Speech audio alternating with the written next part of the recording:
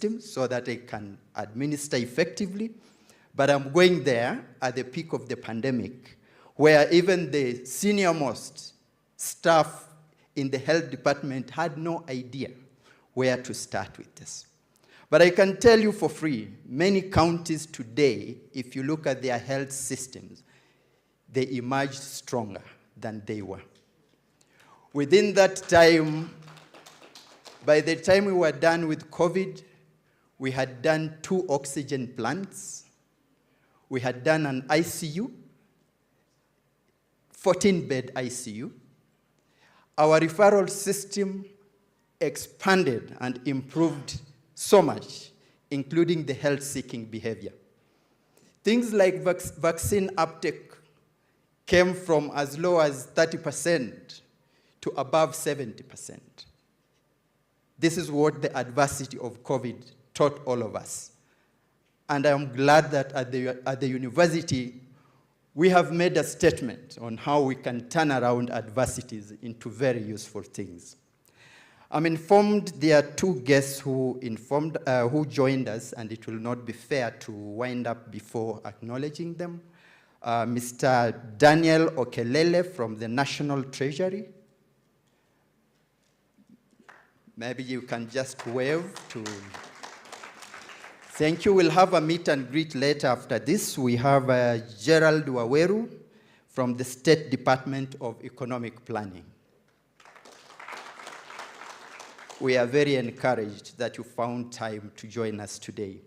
So without much ado, we will go now to the official launch of Color, a colorful color. That's what we are about to launch. And we'll do one thing. We will project, you will be able to see the logo and the website. This launch is largely digital. So when it comes to climate mitigation and resilience, it's also testimony that we've gone digital about this launch. So we will be led by our ICT team to project, and there will be a countdown. I don't know, our choir, are you able to just give life to the countdown the way we do with Happy New Year? I think it will start from around 8. We could fumble with 8 and 7. By the time we are at 4, let's get the momentum going. I will ask our guests maybe to take strategic positions so that we can be able also to relate with the screen. Eh?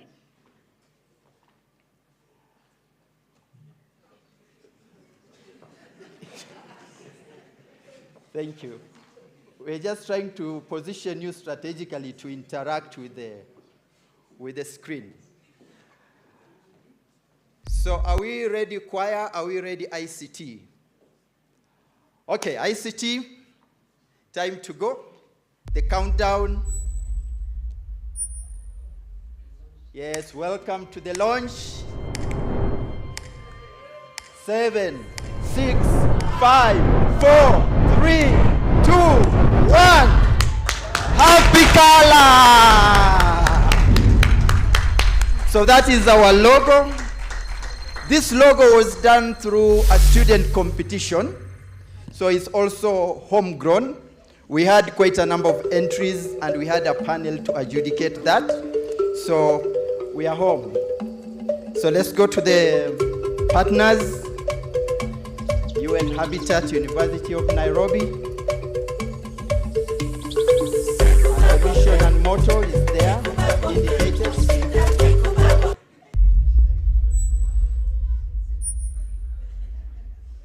Okay. So we'll transition to the website. And you can try actually to visit this website even on your phones. Let me read to you the URL. Yeah, so for those who can also try, it is color.uonbi.ac.ke. It's already active. You can also get this on Twitter handle at UONBI, at UN Habitat, at Color _Center. What we have done also in this website, it is fully active, already uploaded with some materials. So probably we can visit and that bit, and you'll be able to see under resources and downloads. If you are online, you can click that, but let's see whether also our ICT team, if you can click on resources and downloads. Yes, and you can see the transition time is very, very effective. And you can be able to see based on the thematic areas, some of the work is already uploaded there. There will be more policy briefs that will go into this website. So we launch and we plug in and go. I think that's how practical also we are. You will get also some contacts beneath that, so that in case you have any communication to make, you can reach out to the team. So I think we deserve an upload for this, ladies and gentlemen. Thank you. And for now, I want to invite Professor Mwangi. I also want to invite the Dean up the podium to join the team. I will not restrict whoever else they want to invite, but one of the things we will do is the symbolic acceptance and launch of this center by our Vice Chancellor. So I will hand over a package to the Vice Chancellor that he will hand to Professor Mwangi as a symbol that we are done and ready to go. This is also relevant in the Mijikenda culture. Those medicine men, when they got too old, they will pass down that kind of technique through a bag. And I'm glad the same concept we are applying here.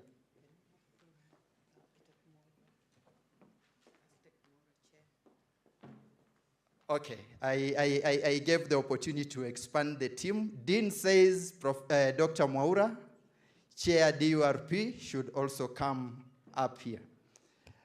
And Professor whatever, yes, we'll have the initial photo. Later on, we'll have a lot of photo sessions out there.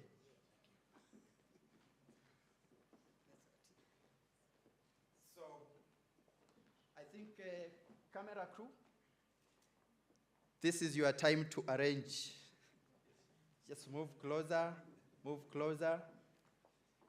Yes, symbolically, the center is on and handed over to Professor Mwangi. Thank you. It is the cameraman now who will tell us when he's done. Dean, can I join, or I should Photoshop myself into it?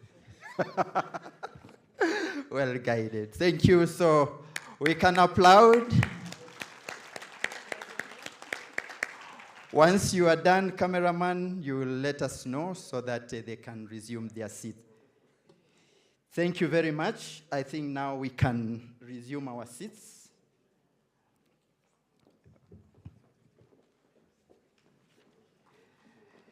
Now we will make a small clarification at this point. The official launch is done, but there is some icing that is to be done to this cake. And this is in terms of a lecture of sorts, inaugural keynote address about color. And I'm glad, almost overwhelmed, that I'm able to see again my professor today, Professor of Planning, who is really an institution in this university, much as he's now leading us from retirement. Professor of Planning with a lot of experience in urban and regional planning. He taught me as well. He has done a lot also even during his retirement, and it's by no accident that, ladies and gentlemen, I'm glad now to invite to the podium Professor Elijah Ndegwa for the keynote address.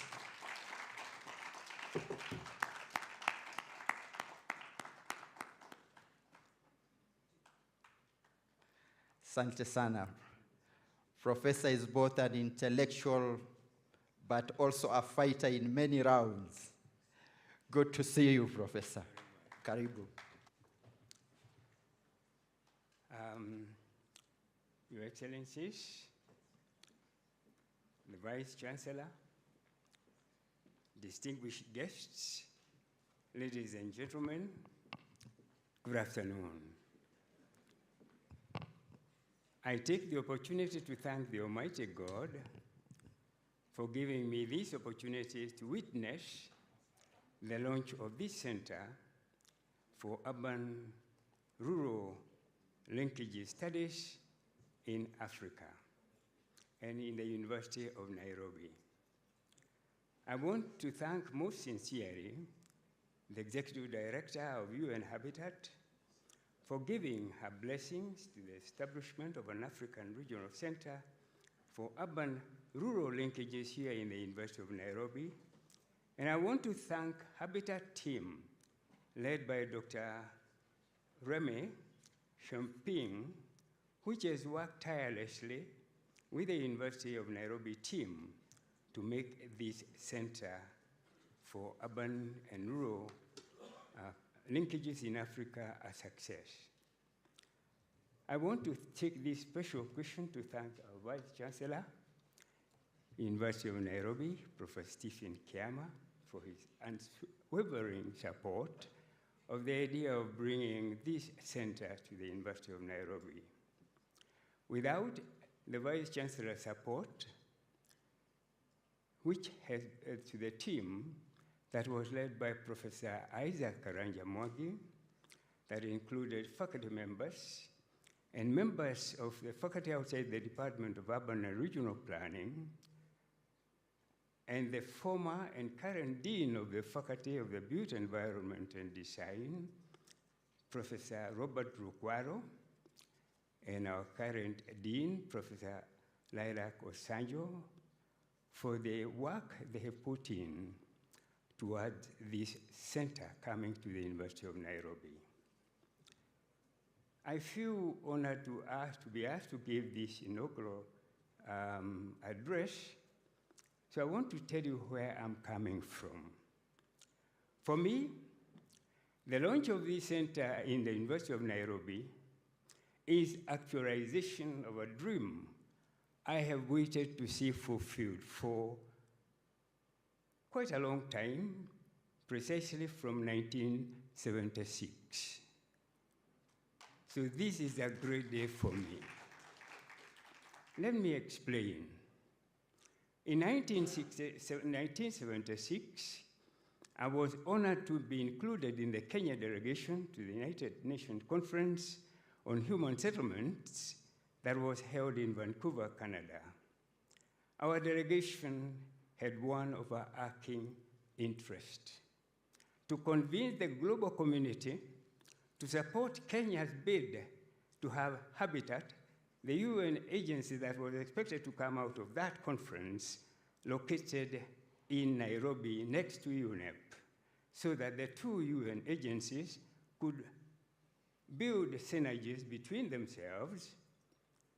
And our thinking was that if the two UN agencies, one dealing with the natural environment, the other dealing with the built environment, were located in a close to each other, the two agencies' policies and programs would result in the development of human settlements of beautiful places where people live in dignity, prosperity, without undermining the integrity of the natural environment.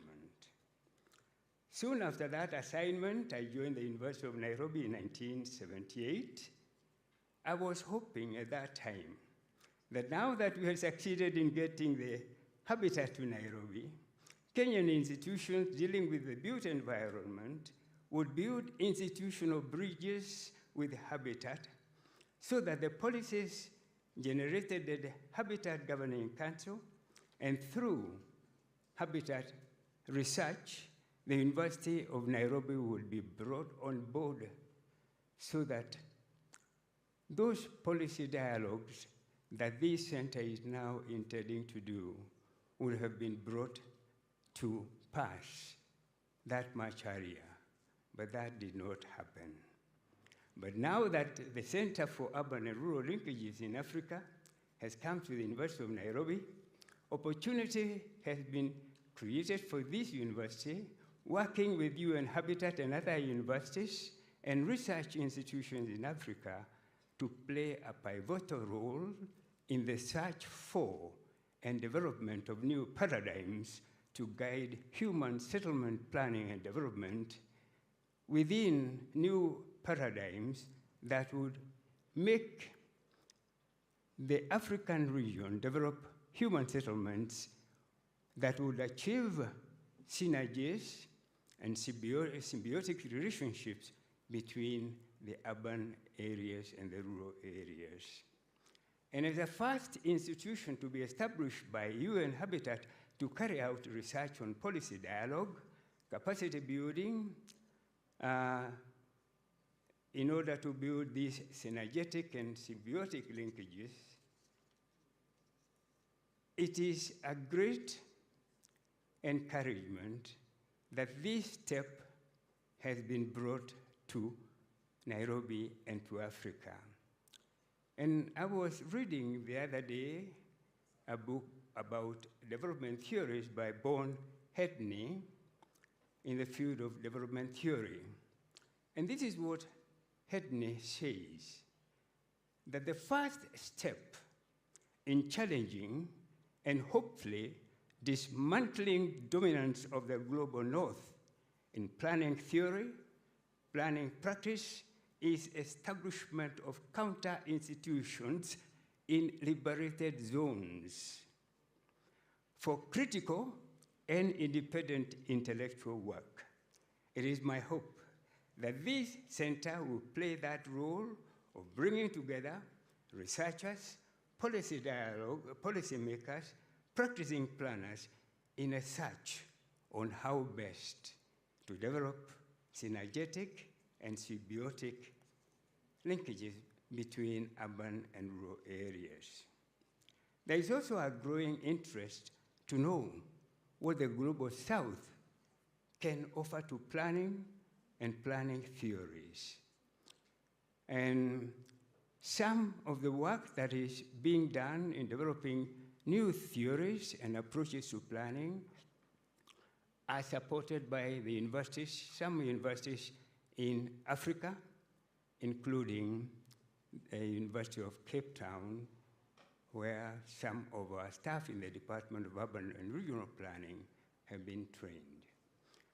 I submit that these are some of the areas that the Center for Urban and Rural Linkages in Africa can work with stakeholders in search for solutions to this issue that we have always wanted to bring together so that the dichotomy that has hitherto separated urban planners, rural or territorial planners would be narrowed and would develop human settlements that acknowledge that both urban areas and rural areas are supportive of each other. Habitat has defined, for us who are in this meeting and for others, has defined rural linkages as non-linear, diverse, urban-rural interactions and linkages across space within an urban-rural continuum, including flows of people, goods, capital, information, but also between sectors and activities such as agriculture, services, manufacturing, and so that we are able to understand and comprehend this complex web of interactions so that we can build the human settlement and beautiful places that human beings call home and will be proud to defend and to live in. The scope of urban-rural linkages has been accepted by many African governments, and I want to give just an example of the government of Kenya. That the government of Kenya in 1970 in her development plan, 1970-74, recognized that symbiotic urban-rural linkages are critical drivers of national and subnational development processes. And to achieve that goal, the government launched Growth and Service Centers policy that was intended to encourage government ministries, the private sector, and community groups to channel their investments to the designated centers with the hope that that approach would create opportunities for livelihood improvements for people living in both urban areas and in the rural areas. Again, in 1979, the government of Kenya states this, and I quote, "Rural life cannot be complete without towns, any more than towns can be complete without access to the countryside." And that is the context in which the objective of the government policy has been to provide growth, to encourage the growth of the number of towns to a size where they are large enough to provide the people living in those towns and within the surrounding hinterlands with many of the facilities and amenities that are currently available in modern cities. So I want to take us to two scenes that we can see the interaction between urban and rural areas. During the colonial period, the colonial administrators adopted centers which Africans, even before the coming of the Europeans, had identified as centers where they could exchange goods and services that they produce. And it was clear, and it is still clear, that when the colonial powers took over those centers, they used them in order to help them extract the highest returns from Africa for their mother countries.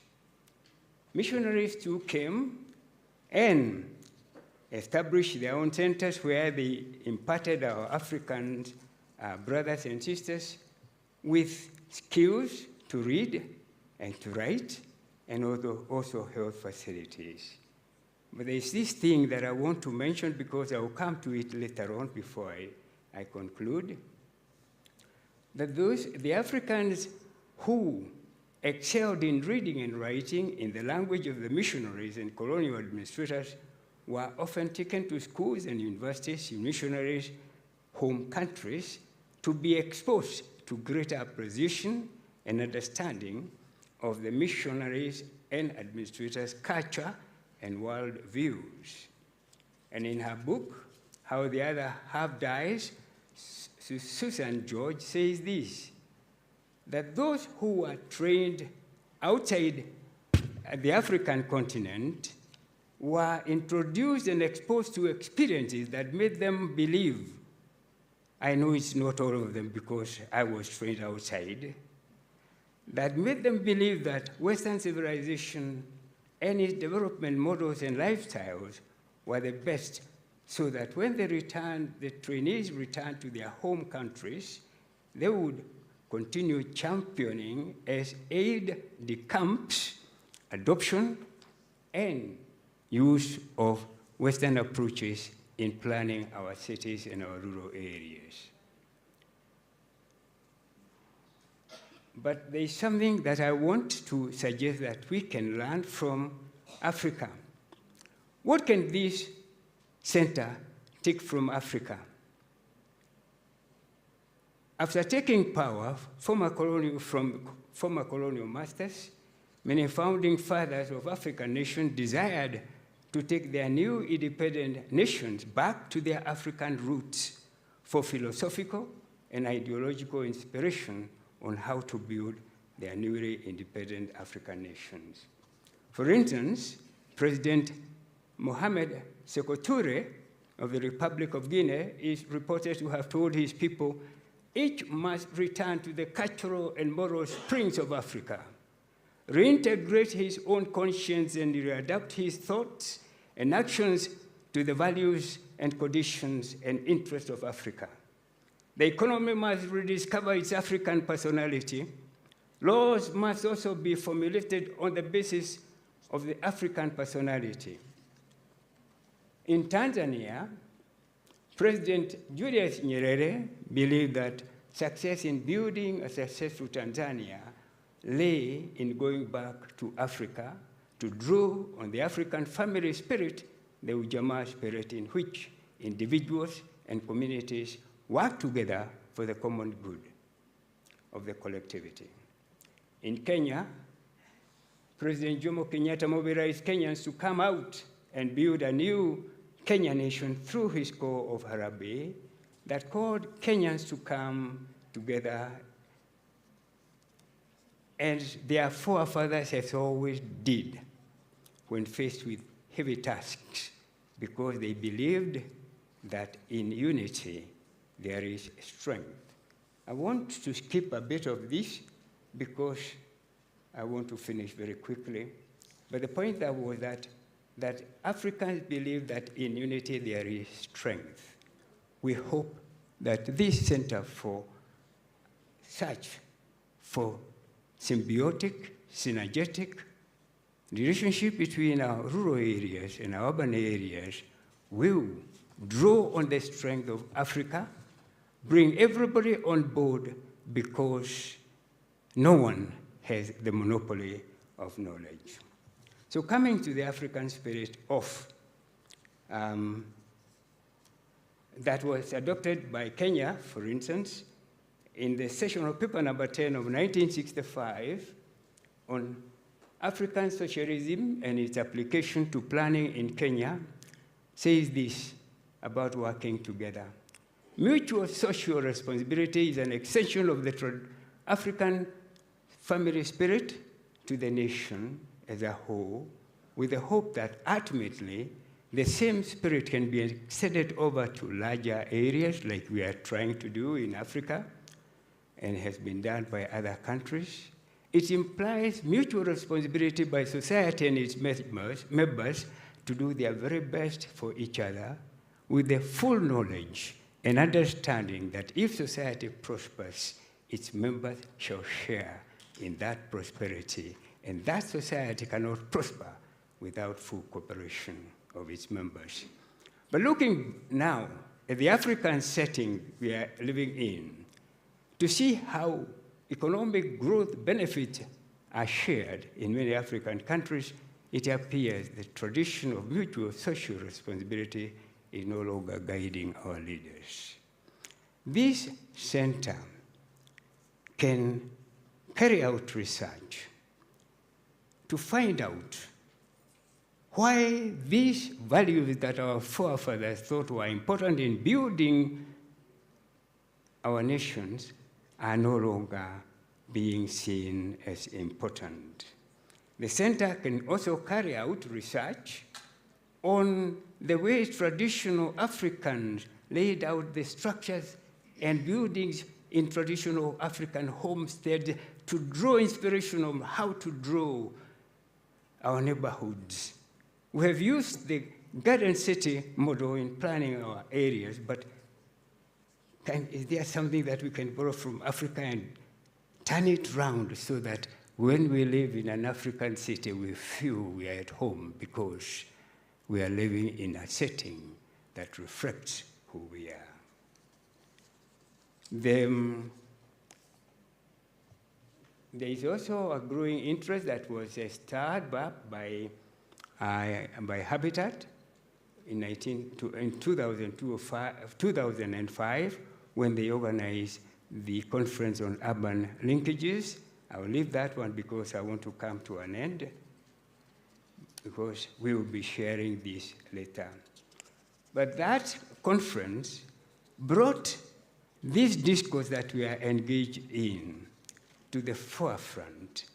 And the intention was to break away from the dichotomy that previous researchers and government efforts used as rural areas on one side and urban areas on the other side, to a setting where rural and urban areas are complementary.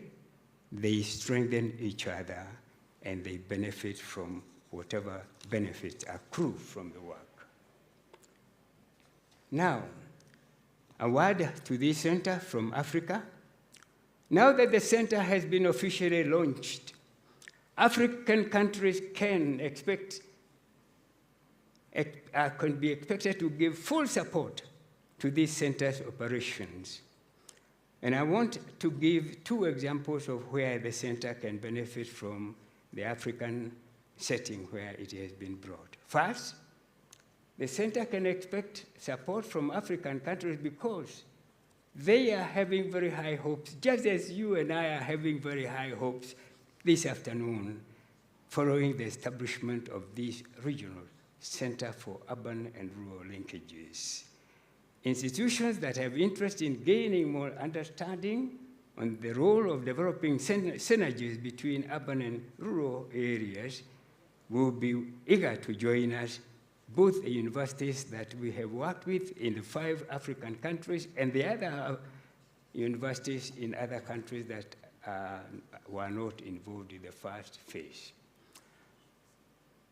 Although the Center for Urban and Rural Linkages in Africa is not a teaching unit, within the University of Nairobi, in the conventional understanding of the responsibility of teaching departments, this center is within the UN Habitat mandate, a center of excellence, as has been mentioned here before, for evidence-based knowledge generation through research on urban-rural linkages, and a center of transmission of skills to those that come to this center for training, to policymakers, especially those whose mandate include development of policies on how to develop synergies between cities, municipalities, urban centers, and the rural areas can be achieved. The center can also count on Africa to give support in way of researchers and research assistants and a whole range of assistance coming from the African spirit of welcoming new, like my friend Dadu said, the way we welcome newly born babies, that's not just confined to that community. We are excited today because we have a new unit within this university. And as I conclude, I want to say this, that this Center for Urban and Rural Linkages in Africa, we believe that the center can demonstrate to African governments that synergetic and symbiotic linkages between urban and rural areas are possible.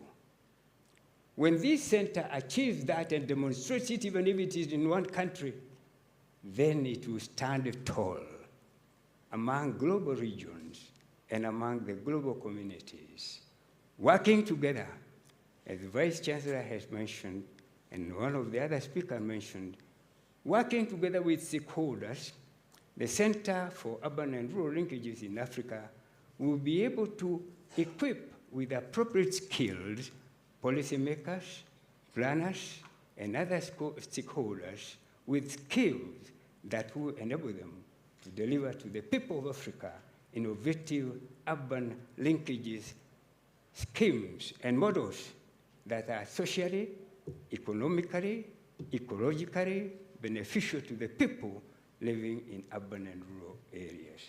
And I want to close by quoting the words of the national anthem of South Africa and Tanzania, and this is the English translation.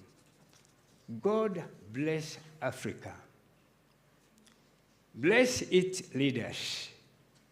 Let wisdom, unity, and peace the shield of Africa and its people. Thank you very much for giving me the opportunity to share these ideas with you.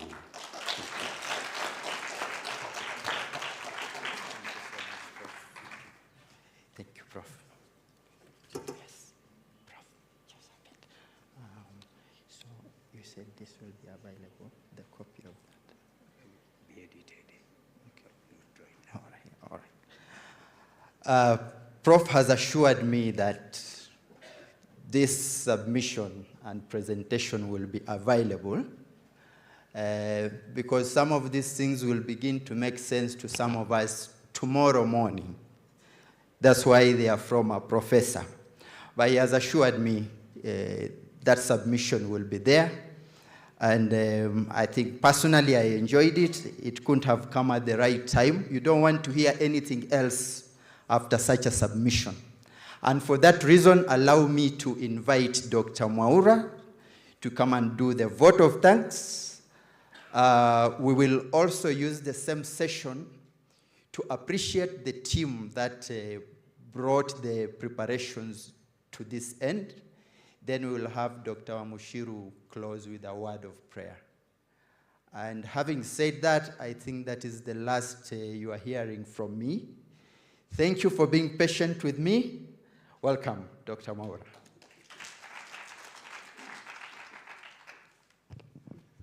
So mine is very brief, very, very brief, but just to recap on some of the areas that Professor Ndegwa has talked about. First of all, it's an indication of excellence that we want to see in the Department of Urban and Regional Planning. But just to pick up some points, he has indicated that the center will be able to see areas of collaboration for researchers, policy dialogue, capacity building, and mentorship. It provides an opportunity for us to get to see whether we can generate new theories from the Global South. He has also talked about the need to see whether we can better improve the nexus, the urban-rural nexus. So he talked about issues of symbiotic relationships, strengthening the weak linkages between the urban and rural areas. But he also talked about opportunities for new learning in the African setting where this center is, and most importantly, in this post-colonial era. So he has talked about the fact that we need to see areas of prosperity for the African continent, how we can improve research on, say, how we plan our cities, and whether it's possible to be able to see an African city. And lastly, he talked about the need to see this as a center of excellence, which is evidence-based, based on research, knowledge generation, and for skills development. So my work is fairly easy, and I'm just going to give a vote of thanks. But before I do that, I would also like to indicate that something that I found that had been missed out is that although this is a collaboration between UN Habitat and University of Nairobi, there has also been an ongoing collaboration on digital urban governance, where the Department of Urban and Regional Planning was involved. And there are colleagues in the department who are involved in this. That is myself, who was the project lead, Dr. Wamushiro, Dr. Opio, Dr. Philip Olale, and also the School of Journalism. I'm sure you have seen a lot of great work they have done for us today in terms of ensuring that we have a hybrid session. They're also involved in ensuring that this collaboration worked well in terms of taking the videos. It was a program that was intended to attract about 20,000 participants. When it was launched sometime this year in July, and by the time it was getting finished within 5 weeks, it had attracted about 1,000 participants. It started in June 2022, and it is coming to a close this month. So let me just go through in terms of giving a vote of thanks to everyone, our guests, starting off with our chief guest, the ambassador, UN Permanent Mission to Kenya, Ambassador Jean Kimani. Our guests from UN Habitat, Umar Sira, Remy, Jerry Ougo. Our country representatives from the 5 countries. Our university fraternity, University of Nairobi, the Vice Chancellor, the Deputy Vice Chancellor, Academic Affairs, and the DVC, RIE. All the deans of all the 10 faculties, they have actually been involved in all the meetings that have been held towards the launch of this center. The chairs of departments, architecture, especially in ADD, architecture, real estate and construction management, art and design, they were particularly involved in the design of the logo and what you have seen today, including also the department or ICT team that were involved in the website, the generation of the email address for Kula. Also from the Department of Urban and General Planning, we have also had a lot of administration staff involved in supporting the center. The center does not have even up to today its own staff. So all the staff from the department, from Irene, Gertrude, Gitonga, Joy, Victor, Lucy, all of you, thanks so much for your effort in all this. Again, I would also like to thank the School of Journalism. As you have seen, they have been able to put up this as a good event in terms of the hybrid session.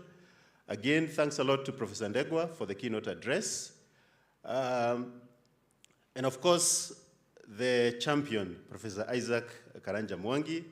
He has been behind the scenes. I think every day and night he has been working on this in terms of putting everybody together.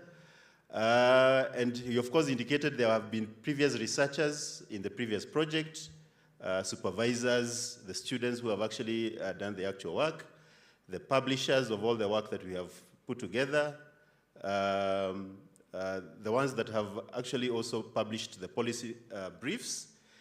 And as I come to the end, I thank all the guests who were invited, who actually managed to come, both locally at the University of Nairobi and also our external guests.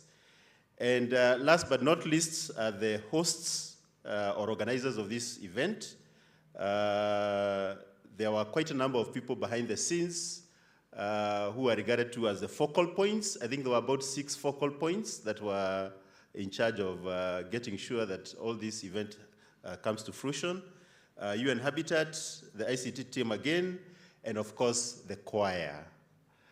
So with those remarks on a vote of thanks, if I've not mentioned you, please note that we are very appreciative of your presence and for enabling us to see our baby getting born. Our work is actually to see the baby grow. Thank you so much, and let's have Wamushiro giving us a word of prayer as we conclude. Thank you very much.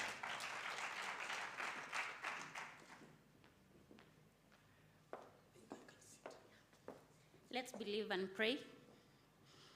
Our dear Heavenly Father, we say thank you for this evening. We also want to say thank you because of the event that you've just had.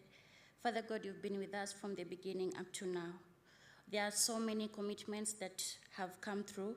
There are so many wishes, and there are so many desires, Lord, that we want to see this center grow. And Father God, you want to bring it before your able hands, that you're going to steer it through, you're going to guide us, you're also going to grant us the wisdom to lead this center and even to make an impact globally.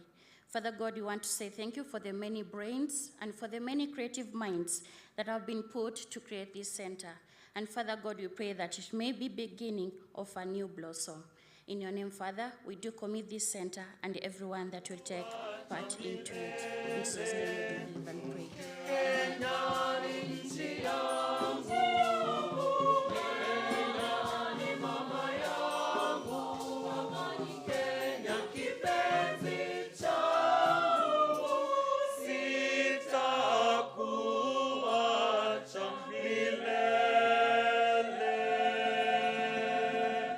我先说中文，我叫彼得，我是内罗毕大学孔子学院本土汉语教师。So what I've just said is my name. My name is Peter. I am Peter Gekonyo. I am a teacher of Chinese language and culture here at the University of Nairobi Confucius Institute. Knowledge of language is the doorway to wisdom. The Confucius Institute, under the Department of Linguistics and Languages, is a great avenue for students to explore different opportunities right here at the University of Nairobi. For the Kenyan students, if they have a better proficiency of the language, they could go to the Chinese company and also go to China and do more work which is related to our cooperation, and also bring together our friendship more further. To celebrate the Mandarin language, the Chinese Bridge competition is annually hosted to bring together Chinese speakers from different levels to showcase their skills and language proficiency, followed by a ceremonious awarding session. We have partnership with M-Pesa Foundation Academy. We have a partnership with Crawford International, State House Girls, Kenya High School, Alliance, and so on. So in such a competition, we invite them, they come and take part in this competition because they are part of us. My colleague and I brought our students just to experience culture, the Chinese culture in a different way, because the normal class setting is they'll learn vocabulary, learn how to use it in various day-to-day activities. But today we wanted to bring the language in context, see that there's a community of Chinese speakers, Chinese students, just generally knowing how the Mandarin community operates here in Kenya. The future is bright for the young Mandarin community. Speaking to a couple of students, here's what they had to say about their experience so far. When we joined the school, we were introduced to a couple of foreign languages, German, French, Spanish, and Mandarin. And people kept saying, oh, Chinese is very hard. Chinese, the characters, they look like spiders in a book. So I decided, why don't I take the challenge? It has had so many impacts in my life. It has made me to become an international-minded student. I look at the world with different perspectives. I don't just limit my thinking to just my own culture and the community around me. This might just be your sign to take up learning a new language.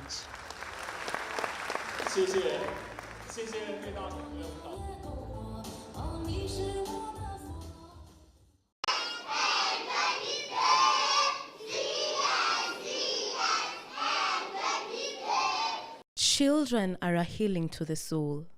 They are a valuable resource and the message we send to a time we cannot see.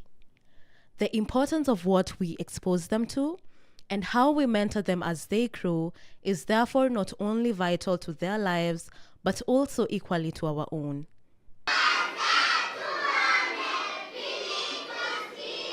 The launch of the Center for Educational Research and Evaluation is therefore a historical moment for all beneficiaries of the education system. As we mark this important day that demonstrates the University of Nairobi key focus of enhancing knowledge creation and sharing research outputs, it is important to be cognizant of the following. 1. Education is a fundamental human right as enshrined in the Universal Declaration of Human Rights and the Kenyan Constitution 2010. 2. It is a powerful catalyst for personal, social, and economic transformation. It is a backbone to national development and an indispensable means to protecting human rights. This collaboration between the University of Nairobi and the University of Helsinki, with the support of the State Department for Higher Education and Research, shines a new ray of hope to students.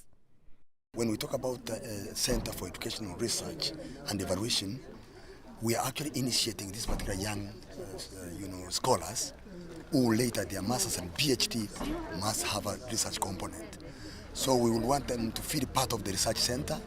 We will want to see whether they can also present papers which would be able to give them that particular skill of going forward for further studies. Change is as a result of all true learning. In an aim to rekindle the flame of education, the competency-based curriculum, CBC, was introduced in December 2017. The education system offers learning in addition to evaluating the strengths and weaknesses of learners. Since we are doing research in matters education, and we want to ensure that we are prepared for CBC, our research is definitely going to benefit all those who are involved in the implementation of the CBC program.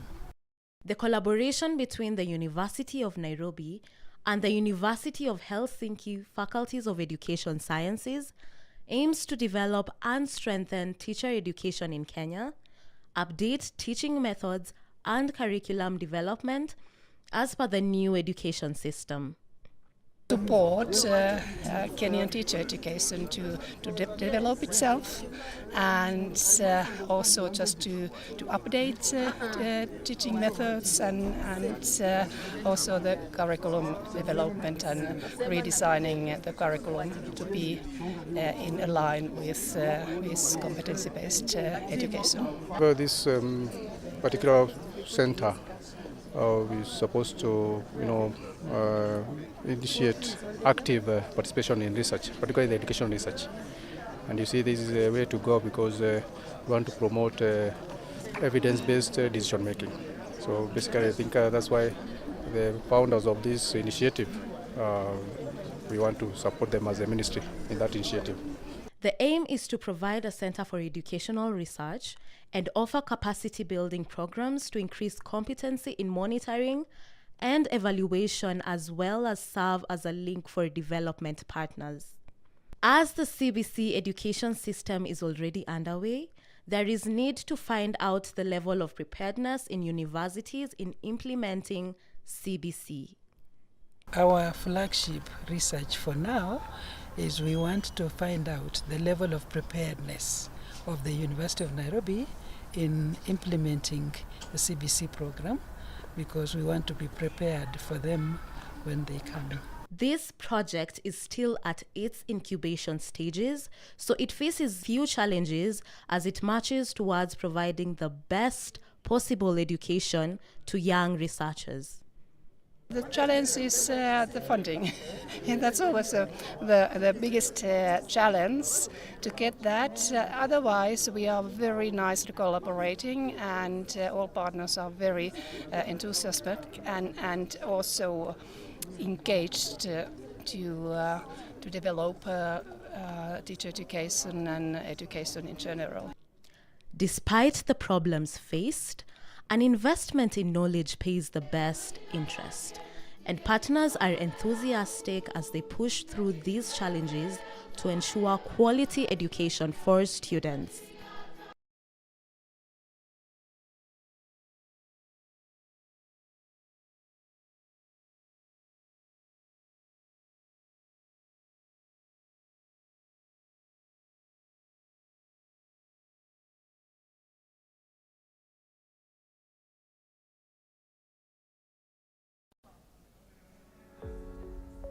Friends are like coals in a fire.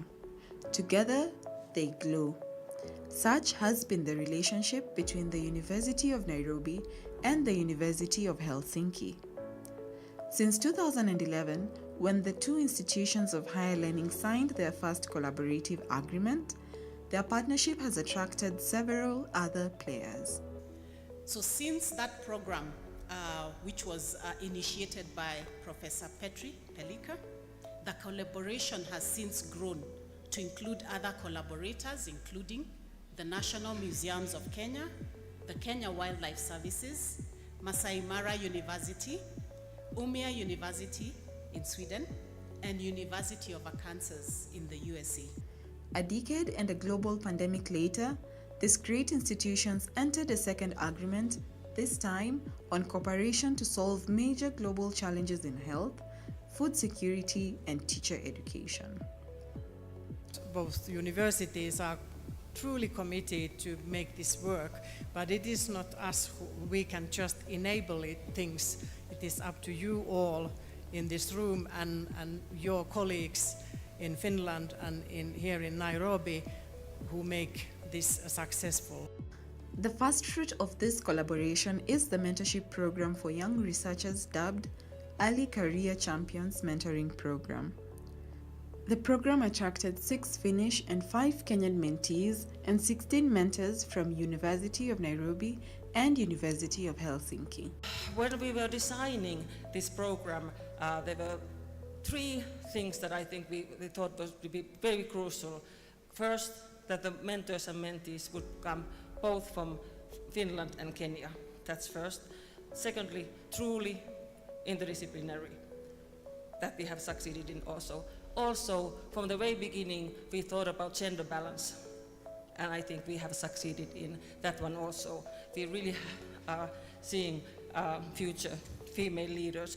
And so today, even as we celebrate our early career champions, they have gone through various exposure from in various topics, and we believe that we are releasing early career champions who are holistic, who are able to look at things not just from one specific lens, but from a multiple lens. 1 year later, they count and celebrate numerous returns. This work has been very fruitful, and they have published lots of papers in world-class journals. And we are extremely proud as a university that this has happened. We have created connections, and it's up to us what we do with that. And I truly hope that we will not let the connections fade away. I truly believe that the connections will lead to scientific collaboration. I have come to appreciate that as a researcher, I will have to interact with other people across the continent and also within the university. So in my next phase of research, I look forward to interact with many people in different departments within the University of Nairobi as well as abroad. Now, with fire in their wings, this first batch of researchers head out to the world, empowered to solve global problems, as more good is expected from this promising collaboration. Since both our universities have the symbol of flame of knowledge, but I think what we have here is a campfire of knowledge. Mentees and mentors, go light your candles wherever God will take you.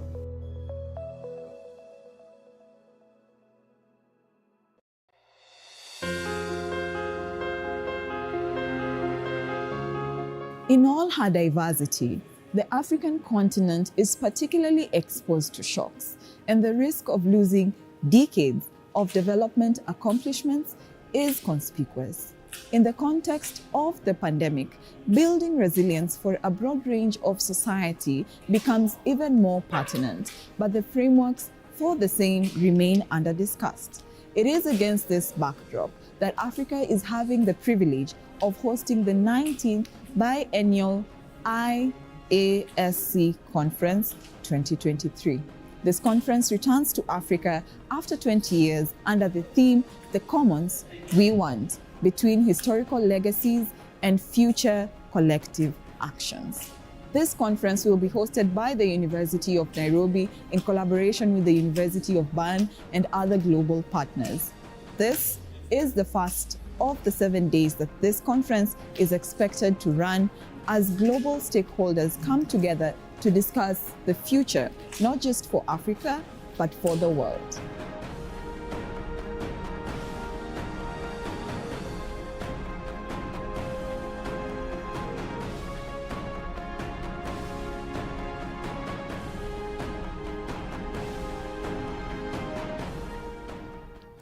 From as far back when the preliminary concepts of the commons emerged, to the year 2020, when the world was literally locked down due to the COVID-19 pandemic, the concept of the commons has evolved to include a wider scope of issues that were never before considered as commons. So this understanding of the commons is important for us to keep our use of natural resources, keep our security in terms of climate change as a people, and even keep national security. You see, the violence in northern Kenya is because a lot of pastoralist communities have lost access to their grazing areas. So they're now clashing over the little that's remaining. So it's also a security issue. It's not just a food and resource use issue. It also affects security of communities. I see commons as an institutional arrangement through which a group of people can actually participate in the decision-making process and also to distribute the limited resources in equitable and also fair ways. Any shared property must be regarded as a common. So even if the coat that you are wearing is a property that is shared among the family, for example, this smoke, I can classify as a shared property because if I die, my next generation can use this. So it becomes a shared property, which its management should not only be regarded as something that is my bona fide property, but rather it should be seen as something that belongs to all. Political aspects of the commons. It's, in a way, a voluntary cooperation among people who jointly defend a territory that they could not defend alone. So they must form a community to do that, and that makes them strong. Health is eminently private. It is your highest asset. But if you get ill from infectious disease, but also from non-communicable disease like pollution, it becomes social and public. So health has obviously a very important public dimension, and therefore I think addressing it with a commons approach that is of general interest and that seeks the benefit for everybody is a very valuable approach. The reality, however, is the commons are missing in many international treaties, and therefore the need to mainstream core issues regarding the commons, such as conservation, sustainable development, and relooking the viable futures of the local issues and local communities. The question was asked, right now, what we are enjoying, will our children and grandchildren find them? But the conference brings the idea of the commons to the table. And I want to take cognizance of the presence of the Prime Cabinet Secretary of Kenya, that bringing him to speak about the commons at the opening ceremony is like taking the idea of the commons to the government of Kenya. The future of the commons is facing serious threats. And this agenda that we have started today would have been better if it is followed up without disconnection, so that the issues that have been conversed here do not just die. They are escalated, particularly to the political level, to inform policy, but also down to the local level to support activities that will help to bring back the life as we know it of the commons. This is the ideology behind the biennial International Association for the Study of the Commons, IASC 2023 conference that makes a return to Africa after 20 years with an aim to converge a transdisciplinary community that could help change the world for the better. The transdisciplinary nature of our community, the idea that we have economists here, management people here, political sciences people here, anthropologists here, sociologists here, practitioners from many different sectors here. I'm leaving out important people that I'm not pulling up. Geographers are coming, other different scholars are coming, which means that dealing with the problem of land is not only for one discipline, but it is interdisciplinary. And that makes it very interesting when you have such a conference where different people come from different fields to help. I meet fellow academics who can teach me theories, who can teach me successful case studies, important failures that I can take home, both into my own organizing practice and into my scholarship. And I meet practitioners who are doing it, who are able to tell me, Seth, this theory you've developed, it didn't help me much, but this other theory that you accidentally mentioned, it's very useful to me. Bridging this gap between academics and practitioners is very important and very hard. The IASC has been shaping the debate on alternative development pathways by way of putting the commons at the center stage. Through the theme, The Commons We Want, Between Historical Legacies and Future Collective Actions, the IASC 2023 conference engaged participants from across the globe.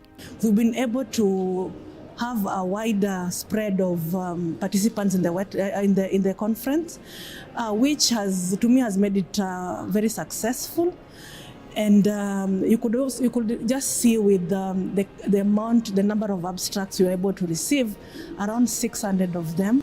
We did. We all came together. We made this happen. The people in Europe, the people here in Africa, and even, every single person here, the people that were at the front desk handing out the tags and the people that were feeding us and cooking for us, and even the people, someone came and met me at the airport and made sure that I got in a taxi because I didn't know where I was going, and so we all cooperated, we all came together. My feeling is that this conference is important because it has made us meet and discuss people working on the commons in Asia, in Europe, in the Americas, everywhere, and see the importance of the different approaches. Coming here, I've been able to network with people.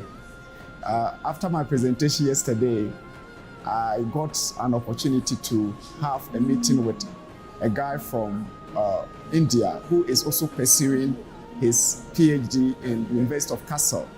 And this collaboration wouldn't have been obtained without coming here. Actually, I thank everybody who was able to travel to Nairobi after COVID. This was a very important step to get everybody back here. We also provided the options for people to come online who couldn't make it. And I thank as well all the teams who were working behind the scenes to make that happen. Through the 6 days of conference engagement, the 2023 conference was presented to the physically present and virtual audience through 11 sub-themes, namely, our common SDGs, commons towards urban transformation, indigenous peoples and globalization, commons between colonial legacies and the Anthropocene, modeling and multi-methods approaches in polycentric commons systems, the drama of the grabbed commons, global health commons between pandemics and local health, opportunities and challenges of digital commons, conservation, environmental justice and the commons, local institution building and radical futures for the commons, advances in frameworks and theory. I had actually two panels. One was in the SDG focus, and really, food is the second SDG, so no hunger, and that relates to many questions of what I do in my research.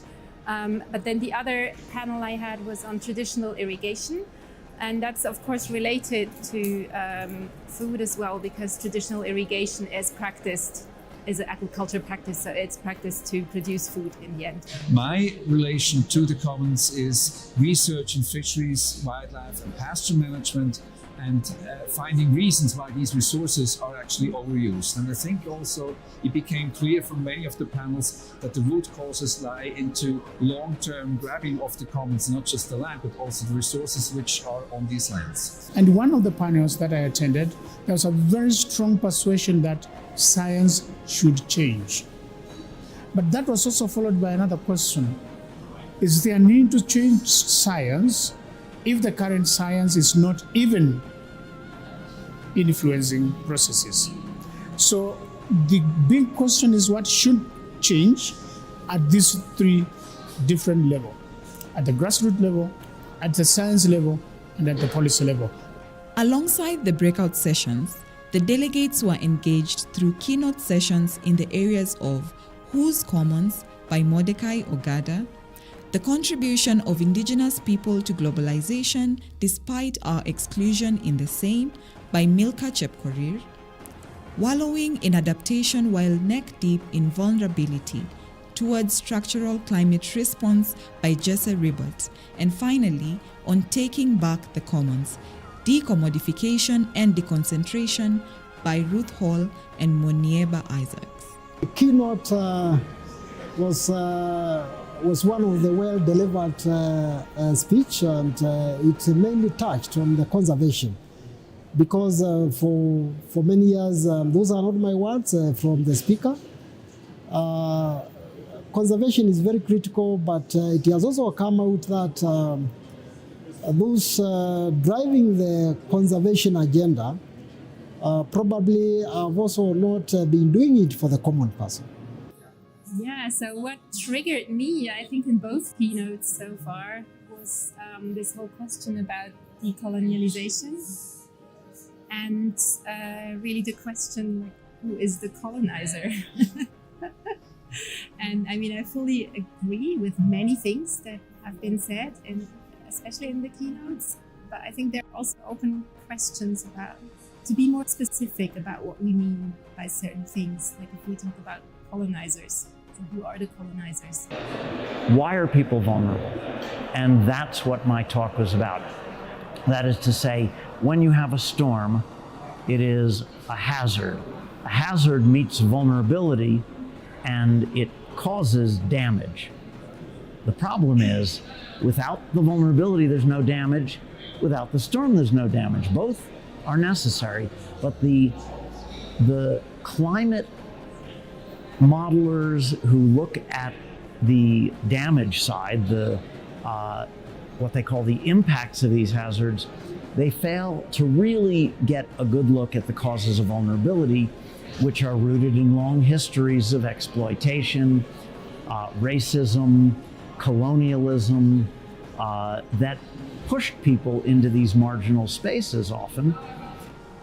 My ideology was that science has sort of lost its way, particularly in conservation.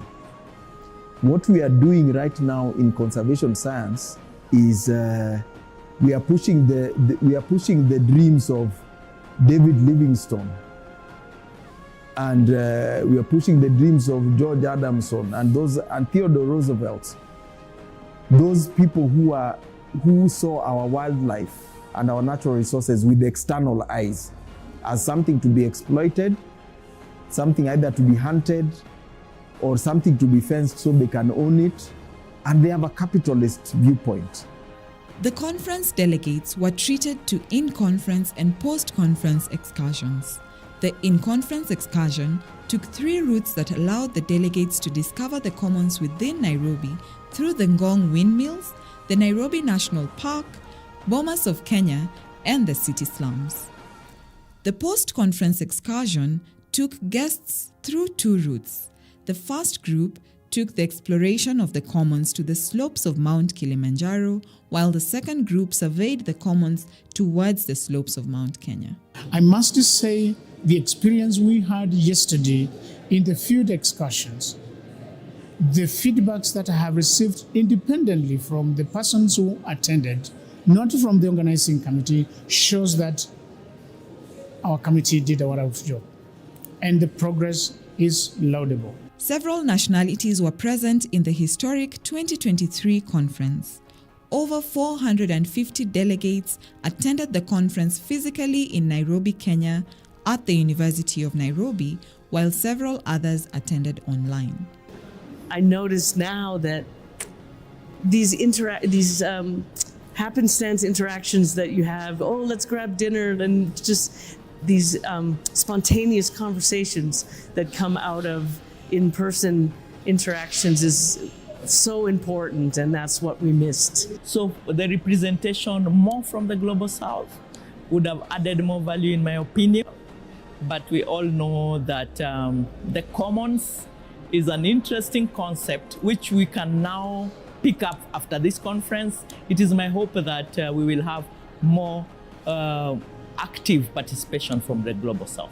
So for me, seeing participants coming, it's a clear demonstration that really we have a goodwill to move forward, and there's hope for our current and of course future generation if we keep this spirit and also have honest conversation, and not only have the conversations but also action the talks that we really have. Then so for me, seeing participants coming, it's a clear demonstration that really we have a goodwill to move forward, and there's hope for our current and of course future generation if we keep this spirit and also have honest conversation, and not only have the conversations but also action. Key lessons were learned, networks established, and acquaintances reactivated as scholars, researchers, and policymakers interacted through various conference sessions and engagements, including the networking reception organized by the Swiss Embassy and the final closing dinner. So for me, that is key lessons were learned, networks established, and acquaintances reactivated as scholars, researchers, and policymakers interacted through various conference sessions and engagements, including the networking reception organized by the Swiss Embassy and the final closing. So for me, that is Key lessons were learned. especially Network in system. historical context, and I can now be able even to articulate some way forward, a bit of some way forward, though we're still there. This has just reaffirmed what we have been working on as anthropologists in relation to nature, environment, people, health, energy, water resources. The idea of commoning has always been on the table for anthropologists. You know, I don't know if you had the possibility to attend the dinner last night, but we all got up and all of us were dancing. It's silly fools dancing together, joyfully celebrating that we did this. And there wasn't any Energy, alcohol or water anything. resources. We were just dancing The on idea joy. of commoning So has that's always what been I on think the I table learned. for anthropologists. And I think the take-home message You know, is I don't know if you had the collaborate possibility to attend the more, dinner last night, but we all got up and all of us were activities dancing. It's and silly also, fools dancing together, joyfully celebrating that we did this. And there wasn't any Energy, alcohol or water anything. We were resources. just The dancing on idea joy. of commoning So has that's always what I been on think the I table learned. for As a anthropologists. researcher, I think the take-home message I don't know if you had the collaborate possibility to attend the dinner last night.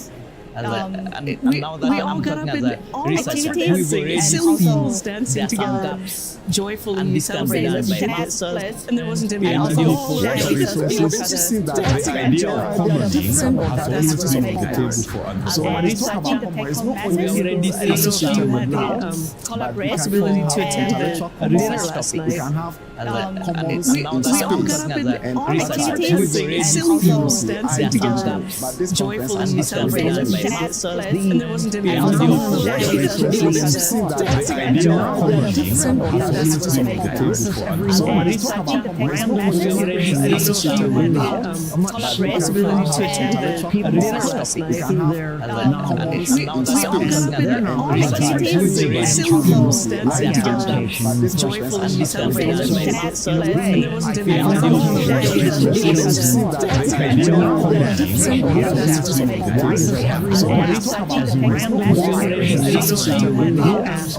Possibility to attend the dinner last night. We all got up and all of us were dancing. It's silly fools dancing together, joyfully celebrating that we did this. And there wasn't any alcohol or anything. We were just dancing on joy. So that's what I think I learned. Possibility to attend the dinner last night. We all got up and all of us were dancing. It's silly fools dancing together, joyfully celebrating that we did this. And there wasn't any alcohol or anything. We were just dancing on joy. So that's what I think I possibility to attend the dinner last night. We all got up and all of us were dancing. It's silly fools dancing together, joyfully celebrating that we did this. And there wasn't any alcohol or anything. We were just dancing on joy. So that's what I think possibility to attend the dinner last night. We all got up and all of us were dancing. It's silly fools dancing together, joyfully celebrating that we did this. And there wasn't any alcohol or anything. We were just dancing to secure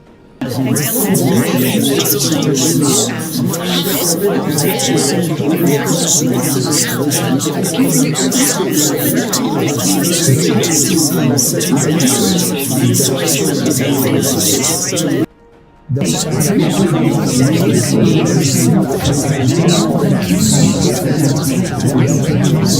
secure is the highest.